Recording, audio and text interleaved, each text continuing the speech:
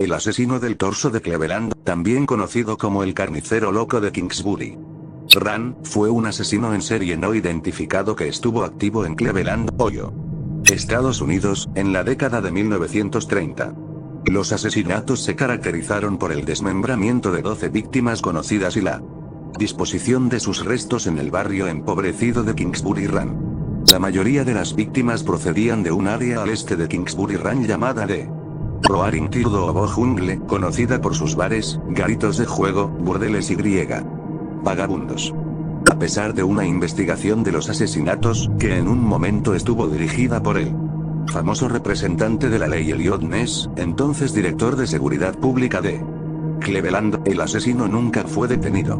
El número oficial de asesinatos atribuidos al asesino del torso de Cleveland es 12. Aunque investigaciones recientes han demostrado que podrían haber sido hasta 20. Las 12 víctimas conocidas fueron asesinadas entre 1935 y 1938. Algunos investigadores, incluido el detective principal Peter Merillo, creen que pudo haber 13 o más víctimas en las áreas de Cleveland, Youngstown y Pittsburgh entre las décadas de 1920 y 1950. Dos fuertes candidatos para ser agregados a la lista inicial de muertos son la víctima desconocida apodada la Dama del Lago, encontrada el 5 de septiembre de 1934, y Robert Robertson, encontrado el 22 de julio de 1950. Las víctimas del torso murderer solían ser vagabundos cuyas identidades nunca se determinaron, aunque hubo algunas excepciones. Las víctimas números 2, 3 y 8 fueron identificadas como Edward Andrassy, Florence Polillo y posiblemente Rosie Wallace, respectivamente. Edward Andrassy y Florence Polillo fueron identificados por sus huellas dactilares, mientras que Rosie Wallace fue identificada tentativamente a través de sus registros dentales. Las víctimas parecían ser personas de clase baja, presa fácil en la era de la depresión de Cleveland.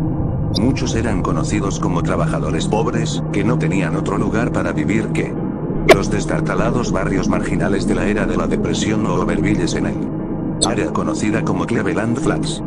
El torso murderer siempre decapitaba y, a menudo, desmembraba a las víctimas, ocasionalmente cortando el torso de la víctima por la mitad o cortando sus apéndices. En muchos casos la causa de la muerte fue la propia decapitación o desmembramiento. La mayoría de las víctimas masculinas fueron castradas. Algunas víctimas mostraron evidencia de tratamiento químico aplicado a sus cuerpos, lo que provocó que la piel se pusiera roja, dura y correosa. Muchas de las víctimas fueron encontradas después de un período de tiempo considerable. Después de su muerte, en ocasiones más de un año. En una era en la que la ciencia forense estaba en gran parte en su infancia, estos factores complicaron aún más la identificación, especialmente porque las cabezas a menudo no se descubrían. Durante la época de los asesinatos oficiales, Elliot Ness ocupó el cargo de director de Seguridad Pública de Cleveland, un cargo con autoridad sobre el Departamento de Policía y los servicios auxiliares, incluido el Departamento de Bomberos. Si bien estuvo poco que ver con la investigación, su reputación póstuma como líder de Los Intocables lo ha convertido en un personaje irresistible en la tradición moderna del asesinato del torso. Ness contribuyó al arresto e interrogatorio de uno de los principales sospechosos, el Dr. Francis E. Sweeney. Además, Ness realizó personalmente redadas en chabolas de vagabundos y, finalmente, incendió Kingsbury Run, de donde el asesino se llevó a sus víctimas. Su razonamiento para incendiar los barrios marginales fue catalogar las huellas dactilares para identificar fácilmente a las nuevas víctimas, y afirmó que también se hizo para sacar a las posibles víctimas del área en un intento de detener los asesinatos. 4 días después del incendio del barrio marginal, el 22 de agosto de 1938, Ness lanzó una operación igualmente draconiana de legalidad cuestionable, en la que envió personalmente a 6 equipos de búsqueda de 2 hombres en una gran área de Cleveland, que se extendía desde el río Cuyahoga hasta E55 Th Street, a Prospect Avenue con el pretexto de realizar inspecciones de incendios de la ciudad. Durante mucho tiempo se supuso que esta área de la ciudad era la ubicación del laboratorio del torso murderer. Entre los detectives enviados y encargados de buscar señales de la actividad del torso Murderer. En el área se encontraban los detectives Orley May, Emil Musil, Peter Merilo y Martin Zalewski, hombres que habían trabajado en el caso desde el principio y deben haber sentido las frustraciones del caso con más fuerza. Si bien la búsqueda nunca arrojó ninguna información nueva o incriminatoria que pudiera conducir al arresto y condena del torso Murderer, la búsqueda sistémica sirvió para centrar la atención pública renovada en las condiciones de vida inadecuadas e insalubres en el área del centro de Cleveland. Los equipos descubrieron a cientos de familias que vivían en peligrosas trampas de fuego, sin baños ni agua corriente. Los intereses de la reforma social finalmente salieron a la luz incluso si los de la aplicación de la ley no lo hicieron. En un momento dado, el asesino se burló de Ness colocando los restos de 2 víctimas a la vista de su oficina en el ayuntamiento. El hombre que Elliot Ness creía que era el asesino también lo provocaría enviándole postales. La mayoría de los investigadores consideran que hubo 12 víctimas, aunque algunos han contado hasta 20. La evidencia sugiere que podría incluirse a una mujer apodada la Dama del Lago. Hubo una segunda víctima que también fue considerada víctima del torso killer en 1950. Llamado Robert Robertson debido al hecho de que también le cortaron la cabeza. Solo 3 víctimas fueron identificadas positivamente, los otros 10 eran 6 John Does y 4 Jane Does. 1. Edward Andrassy, encontrado el 23 de septiembre de 1935 en Hackasille. El cuerpo de Edward Andrassy fue encontrado en la base de Hackasille donde Ast 49 Th. Street termina en Kingsbury Run. La cabeza de Andrassy fue descubierta enterrada cerca del resto de su cuerpo. Se encontró que su cuerpo estaba castrado y solo usaba calcetines. El informe de la autopsia indicó que su cabeza fue decapitada en la región cervical media, con una fractura de las vértebras cervicales medias. El forense también notó que Andrassy tenía una cuerda quemada alrededor de sus muñecas. La causa de la muerte de Andrassy fue la decapitación, hemorragia y shock. La muerte de Edward Andrassy fue declarada homicidio. 2. John Doe, encontrado en el mismo día y zona. El cuerpo masculino nunca fue identificado. Emasculado y decapitado, cabeza recuperada. La piel fue tratada con un agente químico que hizo que se pusiera rojiza y coriácea. Florence Genevieve Polillo, alias Saudey, Event, Martin, Gallaver, Davis, Clara Dunn, Clara Martin, encontrada a principios de 1936 entre 2315 y 2325 East 20 Th Street. En el centro de Cleveland y 1419 Orange Avenue. El cuerpo de Florence Polillo fue descubierto en 2315 a 2325 East 20 Th Street en Cleveland, Ohio. Florence fue encontrada desmembrada y envuelta en papel y empaquetada en canastas de medio busel, sin embargo, su cabeza nunca fue descubierta. Florence tenía aproximadamente 43 años y pesaba alrededor de 150 libras. El informe de la autopsia establece que su causa de muerte fue un corte en la garganta. Pero se cuestionó si se trató de un homicidio porque nunca se descubrió la cabeza. 4. John Doe II, el hombre tatuado, 5 de junio de 1936, en la carrera de Kingsbury. El cuerpo de John Doe II, también conocido como el hombre tatuado, fue descubierto frente al edificio de la policía del ferrocarril Nickel Plate, mientras que su cabeza fue descubierta cerca del puente Ast 55 Th Street. John Doe II tenía 6 tatuajes, de ahí el nombre de hombre tatuado. El informe de la autopsia indicó que el cuerpo fue drenado de sangre y que su cabeza fue cortada mientras la víctima estaba viva. 6. John Doe III, 22 de julio de 1936 en Big Creek, Brooklyn. La víctima fue desmembrada en vida. Su cabeza fue recuperada. Sin embargo, el avanzado estado de descomposición del cuerpo hizo imposible obtener huellas dactilares, y la cabeza habría estado descompuesta e irreconocible en ese punto. Las búsquedas a través de informes de personas desaparecidas no tuvieron éxito. Este cuerpo masculino no identificado fue la única víctima conocida del West Side. 6. John Doe IV, 10 de septiembre de 1936, en un arroyo de Kingsbury Run. Se encontraron 2 mitades de un torso masculino y la parte inferior de las piernas. El forense señala que el cuerpo fue cortado entre la tercera y cuarta vértebras cervicales, así como entre la tercera y cuarta vértebras lumbares. El equipo de rescate de incendios arrastró el agua en el arroyo en Kingsbury Run en un intento de localizar más partes del cuerpo. Nunca se encontró la cabeza ni se identificó el cuerpo. Los riñones y el estómago de la víctima fueron cortados y él también fue castrado. El forense declaró que la causa probable de la muerte fue la decapitación. 7. Jane Doe, 23 de febrero de 1937 en el Euclid Beach en la orilla del lago Erie.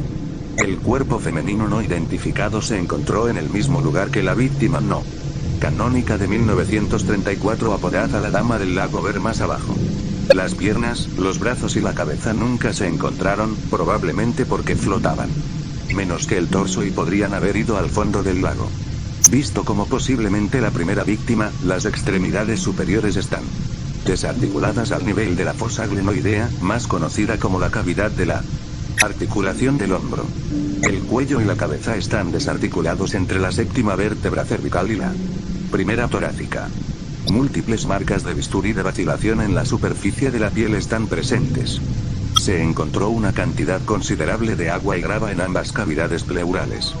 Aunque se realizan diagnósticos y descubrimientos anatómicos enumerados anteriormente, la causa probable de la muerte no se determina oficialmente a través del archivo del caso del forense. 8. Jane Doe II Rose Wallace, 6 de junio de 1937, debajo del puente Lorraine Carnegie. Única víctima negra, se cree que es Rose Wallace, pero no se ha probado su identificación. El cuerpo estaba decapitado y le faltaba una costilla. La cabeza fue recuperada. Desde la cabeza, encontraron que se hizo un trabajo dental distinto con sus dientes. Pero aún así nunca pudieron identificarla positivamente. 9. John Doe V, 6 de julio de 1937, sacado del río Cuyahoga en Cleveland Flats. El cuerpo de este macho fue recuperado del río Cuyahoga en múltiples pedazos, algunos encontrados flotando en el río y la parte superior del torso encontrada en un saco de arpillera para alimento de pollos.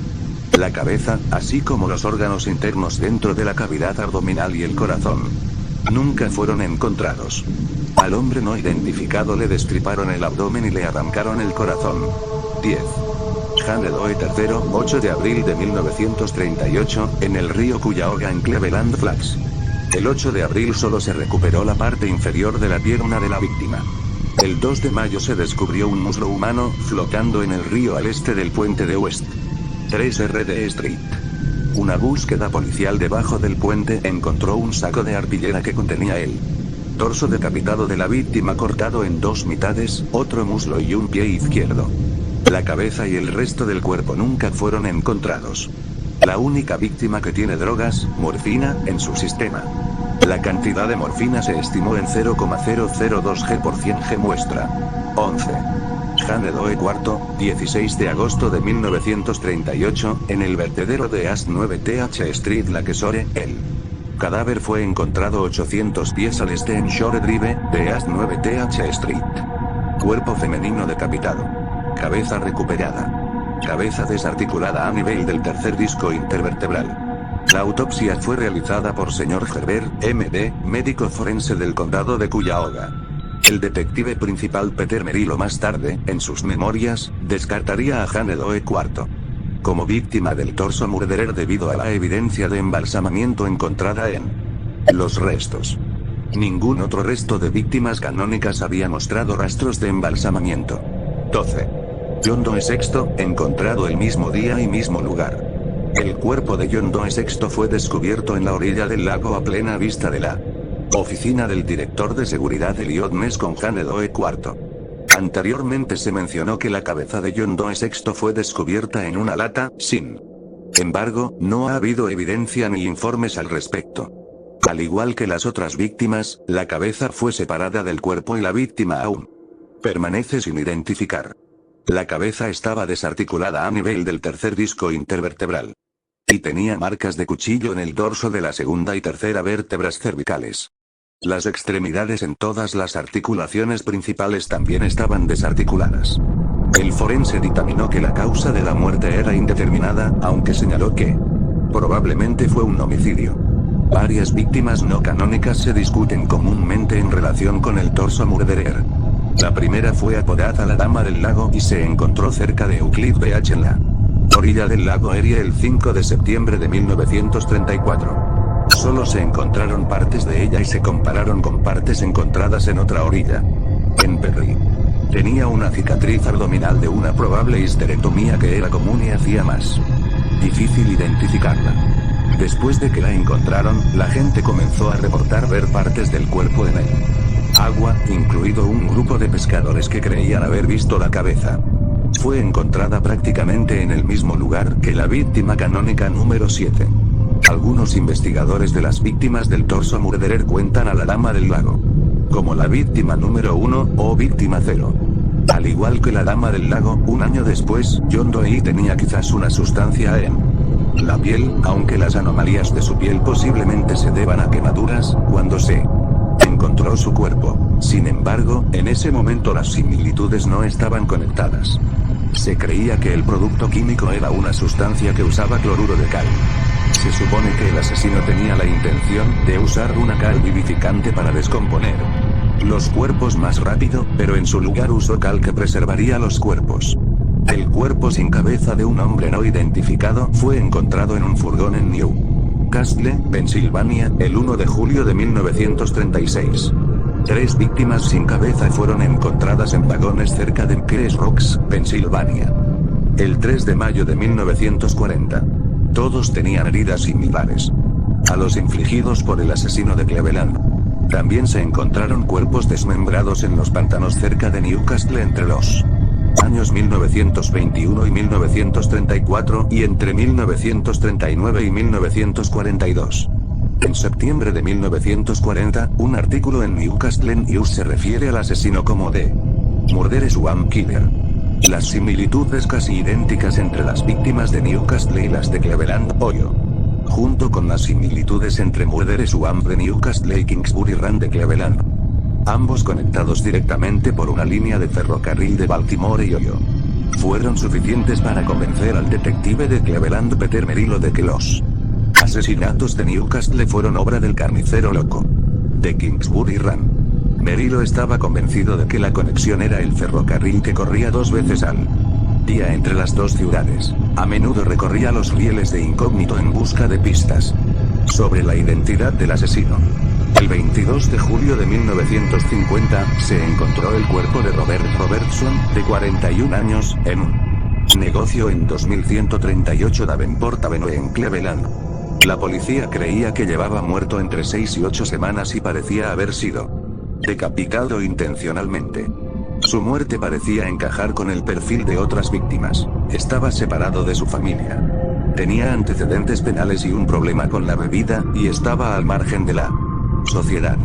A pesar de la amplia cobertura periodística que vincula el asesinato con los crímenes de la década de 1930, los detectives que investigan la muerte de Robertson lo trataron como un crimen aislado. En 1939, el Torso Killer afirmó haber matado a una víctima en Los Ángeles, California. Una investigación descubrió huesos de animales. Además de los asesinatos en Cleveland, también se sospecha que hay asesinatos relacionados antes y después en Sandusky y Youngstown, así como en Newcastle, Selkirk, Lee. Si están conectados, esto aumentaría el recuento de cuerpos y generaría más preguntas sobre la capacidad de viaje. También crearía una línea de tiempo más larga de asesinatos y víctimas a lo largo de los años. En una época en la que la mayoría de los viajes principales todavía se realizaban por ferrocarril, y Cleveland era un importante centro entre algunas de estas ciudades, sería mucho más difícil encontrar sospechosos fiables. Las autoridades interrogaron a unas 900 personas durante la investigación para encontrar al Torso Murderer. Aunque el caso se convirtió en la investigación policial más grande en la historia de Cleveland, muchos fueron investigados y se resolvieron 1,000 delitos a partir de las investigaciones policiales dedicadas. Solo había 2 sospechosos principales de Torso Murders: Frank Dolezal y Francis E. Sweeney. El 24 de agosto de 1939, un residente de Cleveland llamado Frank Dolezal, de 52 años, quien en un momento vio con Polillo y también tenía conexiones con András Ignace, fue arrestado como sospechoso del asesinato de Florence Polillo. Más tarde murió en circunstancias sospechosas en la cárcel del condado de Cuyahoga, mientras estaba en la custodia del alguacil del condado de Cuyahoga, Martín O'Donnell. 1886-1941. Dolezal fue exonerado póstumamente de su participación en los asesinatos de Tulsa. Willie Johnson era un hombre afroamericano que alguna vez fue sospechoso. Había sido identificado por un testigo mientras se deshacía de un cuerpo. Tenía vínculos con dos de las víctimas, Rose Nilsson y Flo Polillo. Willie Johnson no fue juzgado oficialmente por los asesinatos del Torso, sin embargo, fue juzgado por un asesinato diferente. Fue enviado a la silla eléctrica en marzo de 1944. La mayoría de los investigadores consideran que el último asesinato canónico fue en 1938. Un individuo sospechoso fue el Dr. Francis E. Sweeney. Nacido el 5 de mayo de 1894, Sweeney era un veterano de la Primera Guerra Mundial que formaba parte de una unidad médica que realizaba amputaciones en el campo. Después de la guerra, Sweeney se volvió alcohólico debido a la ansiedad patológica y la depresión, derivadas de sus experiencias durante la guerra. Además, durante su servicio militar, Sweeney fue gaseado en combate, lo que resultó en daño a los nervios. Más tarde, Sweeney fue entrevistado personalmente por Elliot Ness, quien supervisó la investigación oficial de los asesinatos en su calidad de director de seguridad de Cleveland. Antes del interrogatorio, Sweeney fue detenido y se descubrió que estaba tan ebrio que lo retuvieron en una habitación de hotel durante 3 días hasta que recuperó la sobriedad. Durante este interrogatorio, se dice que Sweeney no pasó 2 pruebas de máquina de polígrafo muy tempranas. Ambas pruebas fueron administradas por la experta en polígrafo Leonardo Keller, quien le dijo a Ness que tenía a su hombre. Aparentemente, Ness sintió que había pocas posibilidades de obtener un enjuiciamiento exitoso del médico, especialmente porque era primo hermano de uno de los oponentes políticos de Ness, el congresista Martin L. Sweeney, que había acosado públicamente a Ness por no haber podido atrapar al asesino. Después de que Sweeney se comprometió, no hubo más pistas o conexiones que la policía pudiera asignarle como posible sospechoso. Desde su confinamiento en el hospital, Sweeney envió postales amenazantes y acosó a Ness y su familia hasta la década de 1950, y las postales solo dejaron de llegar después de su muerte. Sweeney murió en un hospital de veteranos en Dayton el 9 de julio de 1964. Sweeney era un sospechoso viable, pero la evidencia era circunstancial y no tendría ninguna importancia. Tenía un consultorio médico en la calle donde un hombre llamado Emil Troney dijo que un médico trató de drogarlo en 1934. Su historia fue descartada porque no pudo reubicar el edificio con la policía al día siguiente. Al encontrar a una víctima con drogas en su sistema y mirar a través de los edificios, se descubrió que Sweeney tenía una oficina al lado de un forense en el área donde Troney había sugerido que lo habían drogado. Practicaría en su depósito de cadáveres, y eso crearía un lugar limpio y fácil para matar a las víctimas y no dejar un desastre, debido a que el edificio se usa para mantener a los muertos de todos modos.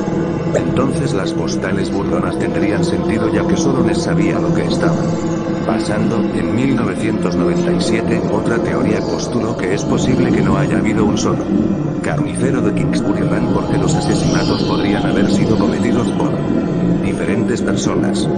Esto se basó en la suposición de que los resultados de la autopsia no eran concluyentes. En primer lugar, el forense del condado de Cuyahoga, Arthur J. Bearce, puede haber sido inconsistente en su análisis sobre si los cortes en los cuerpos eran expertos o descuidados. En segundo lugar, su sucesor, Samuel Heller, que comenzó a disfrutar de la atención de la prensa por su participación en casos como el juicio por asesinato de Sam Shepard, se ganó una reputación por sus teorías sensacionalistas. Por lo tanto, lo único que se sabía con certeza era que todas las víctimas del asesinato fueron descuartizadas. Se dice que Elliot Ness se llevó la identidad del asesino a su tumba. Peter Merrill creía que Thorson Lederer podría ser un transeúnte que viajaba sobre rieles.